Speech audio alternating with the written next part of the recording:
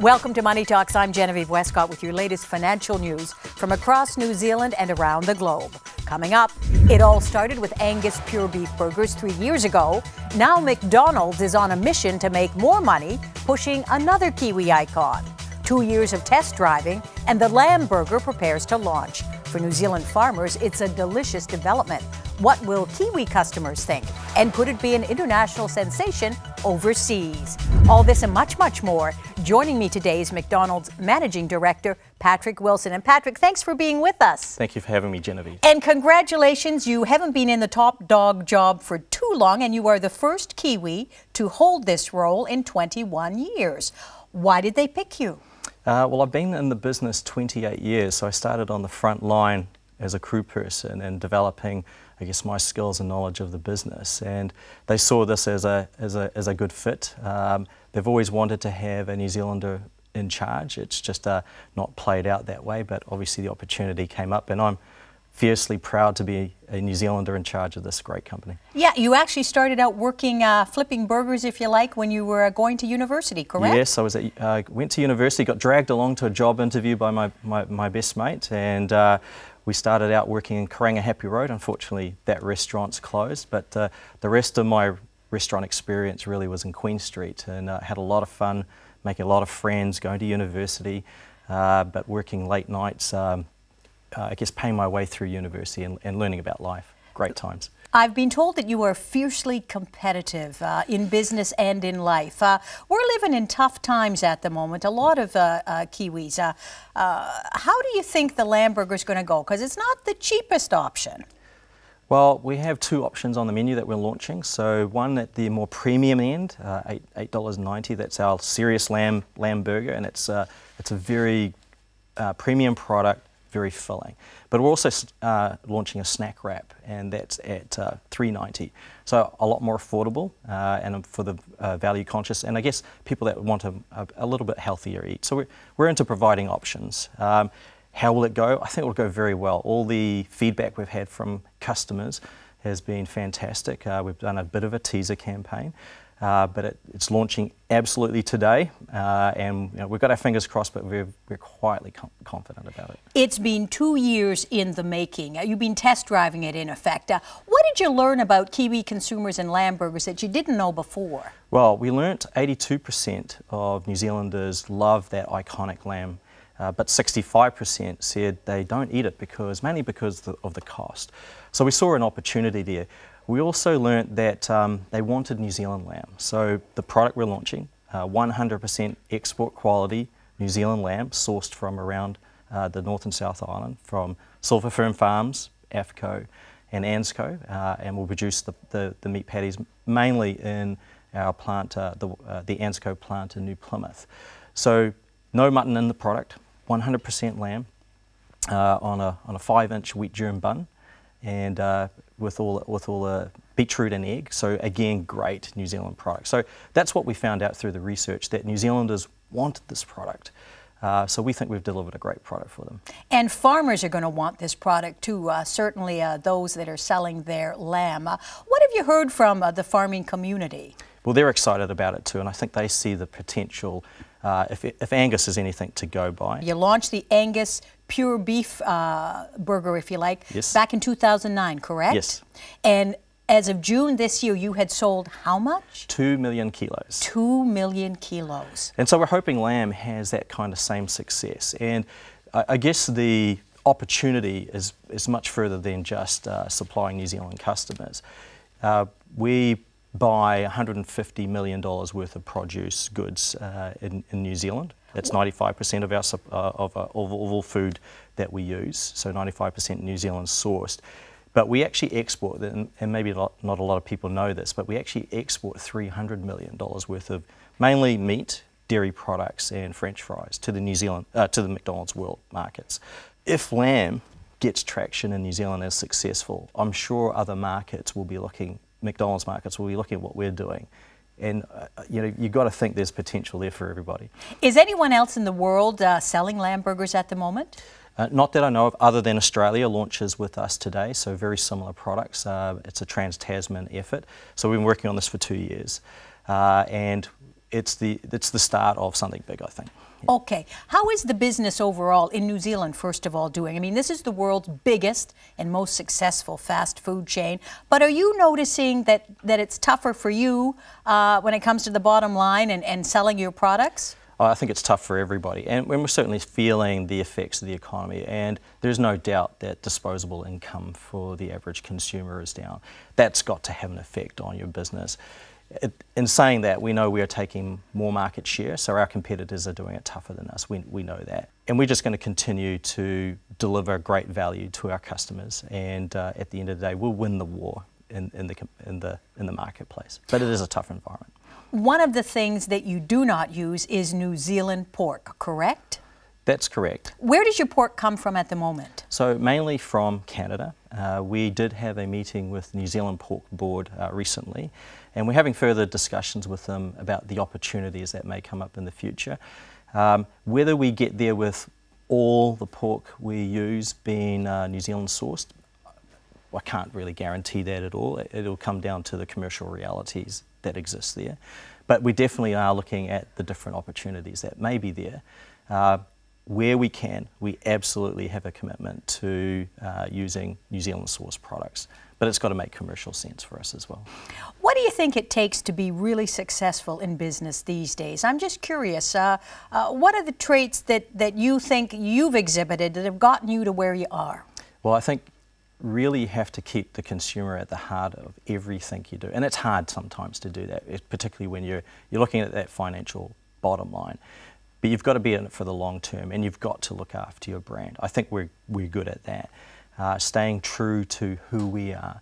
I think the other side of it is, and it's a particular thing for me, is focusing on talent in the business, because at the end of the day we have a lot of similar products in the market, but the talent, the people that actually bring that to life is what makes a difference. And for us, that includes our franchisees. So we're a franchise system, 53 franchisees, and maybe not a lot of people really understand this, but those 50 franchisees are not managers. They are local business people. They have debt with banks. They're very talented people. They're Kiwis paying taxes, paying wages, and they are the people that really drive our business. They own 80% of our restaurants, and their net worth is on the line every day, and that they are out there driving their sales, their business, driving the brand, and that's really the backbone to our business in New Zealand. And the fascinating thing I found is that they all start right at the very bottom. Tell me more. Yes, they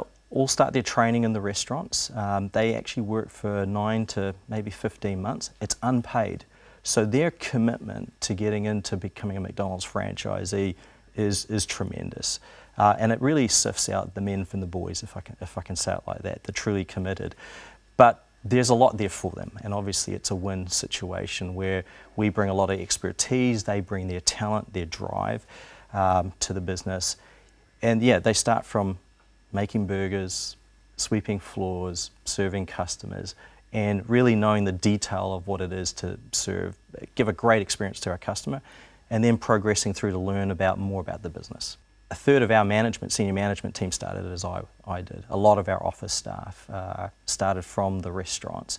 And that's the great thing about McDonald's. The opportunities that are there, not just for our franchisees, but for our corporate staff. We have a lot of corporate staff that actually have gone on to work in the region, in the McDonald's world. So it's a fantastic company like that. Coming up after the break, catch up on the latest on farmers' confidence. How do farmers feel about the next 12 months in the agricultural economy? And global dairy commodity prices continue to show signs of stabilizing through July, although there are mounting concerns about global dairy supply in the coming months, and that's holding the market's attention.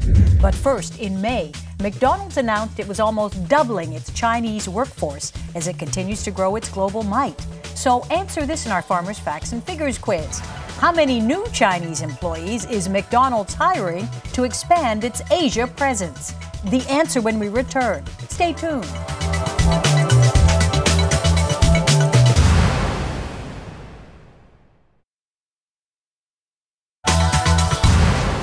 Welcome back to Money Talks. Just before the break, we asked you, how many new Chinese employees is McDonald's hiring to expand its Asia presence?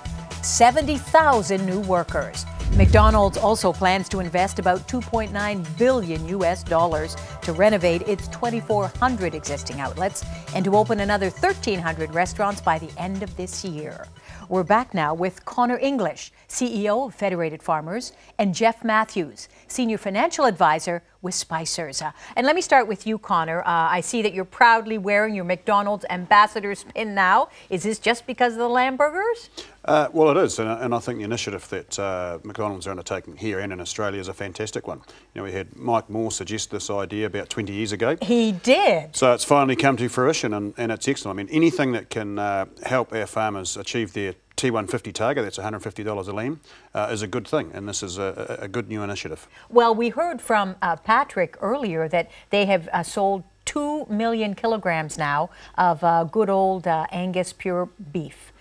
Can we expect a similar result for lamb, do you think? Well, McDonald's seem pretty positive about it, and you've just mentioned, you know, the expansion in China of McDonald's. If we can get our New Zealand lamb burgers into China, that would see some fantastic volumes of this product go through. And I think the exciting thing about McDonald's that Patrick talked about, Jeff, was that a lot of New Zealand goods we didn't know are going offshore, that they're marketing our products offshore with their other companies. What's the potential for something like that? Oh, it's enormous. Once you become part of the global supply chain, if you can hook in, if it's ketchup or beetroot or whatever it is, and you're part of McDonald's or any other kind of big brand, it opens doors. Now, lamb prices are starting to come back, but it's still a bit of a struggle, correct? Yeah, well, look, last year the schedule peaked out at about $8, and now we're down to, you know, close to $5. That's a big change, and we've always wanted farmers to be able to get, you know, $150 a lamb. That's about what they need to make a reasonable income. That $150 lamb right now on the current schedule would be a bit over $100. So that's a big drop in cash that farmers would be receiving if it stays that price over the coming season. Now, we know from 2 recent farmer confidence surveys, your organizations and also Rabobank's, that farmers are not feeling good in the next in the coming 12 months. So what's behind it? Well, I think that, you know, if you look back 12 months, we actually have had very good weather, we've had good grass growth, we've had good production, and we actually had pretty good prices. So they actually were feeling very confident, and for many of them, they actually had a very, very good year. This year, the prices have all come back a bit. You know, dairy's back about 25%, the lamb schedule's back about 25%. And there's a few clouds on the horizon, and of course in the newspaper every day we're hearing about the international situation and a lot of uncertainty there. So, you know, understandably they're just being a bit more cautious and not quite so sure. Let's talk about the global scene and the global picture, Jeff. Can we go first of all to the United States? And by the way, you're off to the United States shortly. What's going on? Well, I'm going on holiday, that's what's going on. But in the US, lucky dog. I mean, you get a lot of headline news which is negative, but if you can look behind that, there are things happening in the economy which are building the recovery. So if you look at individuals, the last few years they've been repaying debt. Debt levels now at kind of the lowest level since 1994. People are saving about 4.5% to 5% of salary, which they haven't done for the 20 years before that. You've got house prices which have come off on average over 33%. It's now better in most markets to actually buy a house than to rent. You've got US banks, and this is the 12th quarter in a row where they have increased their lending. So they're starting to lend again on car loans, credit card and housing debt. And mortgages, 30-year mortgages like 3.5%. So people who might have had a 5% mortgage, they can refinance now at 3.5%. On a $200,000 mortgage, that's probably $3,000 a year in net savings. So, you know, there's some positives happening out there. On the housing market, I say market's off 33% in the last 5 years. In the June quarter, in 110 out of 147 metropolitan areas, house prices rose. So they're about 7% higher than a year ago. So if the housing market picks up, that's huge for unemployment because, you know, something like 2.3 million jobs were lost in the construction business. So if you get housing picking up, you've got carpet layers, plumbers, electricians, people who do kitchen manufacturing, all those things that go into houses, it's a positive. Yeah, and yet around the globe, we know that there is slowing growth right through to contraction in the U.S., in Japan, in China, in Europe. How worried are you about the coming year, for example? Oh, look, the great thing is everyone's got to eat. and we produce food. So, you know, to some respects, the headlines actually don't matter too much. What matters is people's ability to pay for their food, and they always prioritise it as the number one item, funnily enough. So I'm not as pessimistic as some are about the future prospects and about the immediate future prospects. But there are challenges, there's no doubt about that. Big challenges, the high exchange rate for one. How do you get around that, sir? Well, that's a look. That's a perennial. Yeah, that's a small. Why don't we get a politician to solve it? They seem to know how to do that. So, look, the reality is with the exchange rate is. Until those other economies particularly the American economy, actually want their exchange rate to be higher, then it's not going to be. And they've got, in my view, they've got a low exchange rate policies and policy settings. And while they're keeping their exchange rate lower, our one's going to be higher. It's out of our control. We can't control what the US does or what Europe does. So that's the trouble with that's one of the challenges with the floating exchange rate. One of the things I worry about is looking at Germany, which has always been the powerhouse of Europe. Now it looks like it could be heading into recession. They've had some real bad numbers out of there. If Germany starts to falter, what hope is there for the rest of Europe? I don't buy that story. You don't? No, I don't. You know, Germany is still doing quite well. I mean, France and Spain, you know, have got issues, but Germany's still doing quite well. I haven't seen any drop-off in their export numbers. Well, some of the latest figures that I've seen, there has been a decrease in manufacturing, in industrial output, in imports and exports. So it's not quite as rosy as it was. And some analysts who have appeared on this show previously are predicting that Germany could be in recession in the latter part of the year. You're not buying it? No. Okay, well, that takes care of that. That takes care of that. But what you are buying are the concerns about the continuing U.S. drought. Yeah, I am. I mean, you've got a battle between states at the moment. If you've got places like Nebraska and Iowa, you know, who are corn producers, they don't care that the corn price is going through the roof because it benefits them. Where you've got places like Texas and Oklahoma who are cattle ranchers and people who, you know, chicken, pork and beef is mainly corn fed in the state. So the price of corn goes up 50%. You can expect hamburgers, McDonald's or otherwise to increase in price. So there's a battle, and you know, the people in Texas are all lobbying their congressmen to try and reduce the amount of corn that goes into ethanol. So there's a big debate about should corn be used for food or should it be used for fuel? This is the whole thing. What do you think, Conor? Because there is, as you say, I think it's 40% of corn in the U.S. has to be spent on ethanol. Yeah. To me, that seems insane. Well, look, I was recently at the Rio + 20 conference, United Nations conference, and that was about sustainable development. And that was one of the big issues that came up there. Not only do you have you got that sort of distortion in the marketplace, but you've got, you know, $620 billion of subsidies going into petroleum. And, you know, so these massive distortions are causing a lot of problems. And we've got 2 billion people turning up that need to be fed in the future, but there's 1 billion that are going to sleep every night today that are hungry. Yep. And there's another 1 billion that are obese. So we've got all these distortions, but the whole fuel, you know, the biofuels thing, it's seen as a green initiative, but what it actually has done is it's made things more expensive for the ordinary people who want to eat. And meantime, oil is still sitting very, very high. And I'll tell you what, if I was in the market to buy a new car, I'd be getting a little hybrid myself. Yeah, well, it's interesting. At the Rio 20 conference, they had a lunch of CEOs, you know, General Electric, Pepsi. The biggest issue that they were concerned about was the rising cost of energy inputs. Yeah. And a big contributor to that is this ethanol stuff. So, you know, it's got to be sorted out sooner or later. Coming up after the break, future-proof on the highways and byways of the economic world, as our experts point out what's coming up. But first, in 2011, McDonald's exported $300 million worth of local meat, cheese, and other produce to McDonald's markets offshore. So answer this in our Farmers Facts and Figures quiz. In 2011, how much money did McDonald's spend with local New Zealand suppliers? The answer when we return. Stay tuned.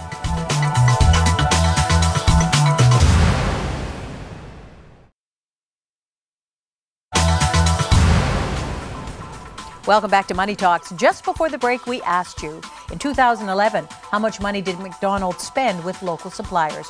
$150 million. And now it's time for Future Proof. What's coming up for our experts? And I know you've been keeping an eye on a river with a very long name near Milton. That's yeah, that's right. I didn't want to attempt to say it, so do you want to attempt Yeah, the it? Tokomarero River. Well we'll said. stick with that as a pronunciation. Yeah, look, I think it highlights an issue that we've got in agriculture where there's measures there on E. coli count. And obviously there's a lot of concern about water quality across New Zealand, and particularly our cousins in the cities are getting quite anxious about that. And we know many city folk blame, for example, dairy farmers. Well, exactly. And what this river highlights is that where the dairy cows are, the E. coli measures are actually very low. And then you've got the magnificent city, if you want to call it that, of Milton, which its own sewage plant is essentially pumping raw sewage into that river, and at that point and below, the E. coli levels are very high. So we're looking at a quantum of around 200 to 300 versus 7,700. The regional council, the Otago Regional Council, is warning people not to swim in that river below Milton. Trouble is, if people do and they get sick, unfortunately they're going to blame the dairy farmers. So we just want the whole water quality issue to be addressed fairly and across everyone, and that's both rural and urban. And it's been one of the key themes that we've been pushing in the Land and Water Forum, is that water quality is about everyone, not just about the rural community. Do you think the message is getting through? Well, look, I hope the message is getting through, but Otago Regional Council are going to have a public meeting about water quality in this river, and there is absolutely no mention of the E. coli levels coming out of the Milton sewage plant.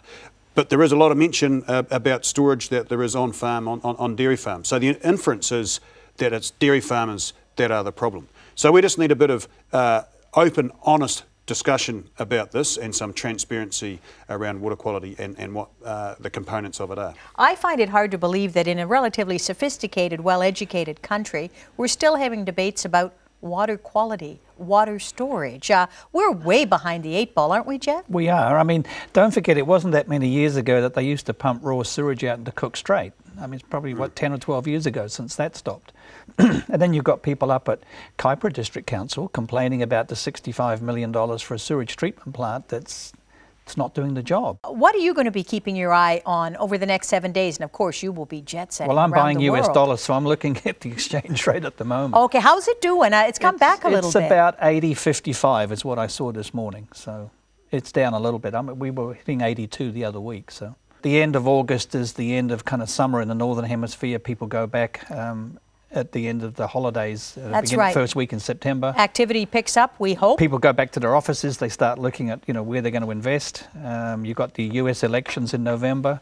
Once that's out the way, then the picture becomes a bit clearer. What we know is there are companies and hedge funds and investment managers sitting on huge amounts of cash, and they're not putting it to work at the moment because of the uncertainty, both politically and economically. And we know that in terms of the global financial crisis, we are now 3 years into it.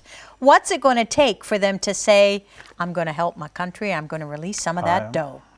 Look, companies, are owned by shareholders, and what they don't want to do is take risks with shareholders' money. And right now, they've been sitting on cash. So at some point, it gets back into the market, and people will start, just like that Chinese company that bought the Canadian oil company a month ago. Yes. Some of that stuff will start to happen. Apple had $110 billion on its balance sheet. Google had 50 or 60 billion. Warren Buffett's still out there buying like crazy.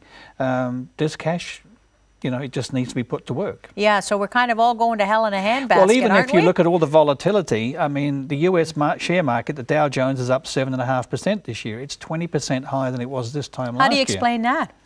Well, companies are still, as Conor talked about it, I mean, people are still eating. They still wash their teeth. They use toilet paper. All those kind of products are used every day. No one thinks about it, recession or not recession. So as long as you're invested in companies that are going to benefit from that, sector, you're fine. What are you going to be keeping your eye on over the next 7 days? Well, look, we've just had 10 days of fantastic Olympics, and I think everyone in the country's enjoyed that. And we've had a bit of a mini campaign, if you like, to get shearing in the Olympics, because we think our New Zealand shearers are world champions. It's a very athletic sport, and when you look at some of the sports they've got in the Olympics now, shearing would actually be far more athletic than some of them, and we'll be following up with whether we can actually get that. Go boy, you'd look good in a black singlet. I think synchronised shearing would be the way to go. Yeah, synchronised shearing. Canada came with synchronised swimming, so we should have, synchronised shearing. Exactly, why not? I'm all for it. Thanks to my guests, Patrick Wilson, Jeff Matthews, and Conor English. Be sure to check out our website at country99tv.co.nz for the latest updates on rural developments here and abroad. Meantime, on this very day in 1935, the multi-talented American cowboy philosopher Will Rogers was sadly killed in a plane crash. Among some of his best advice over the years, never squat with your spurs on, never kick a cow chip on a hot day, and if you're riding ahead of the herd, take a look back every now and then to make sure it's still there. Keep the faith. See you next time.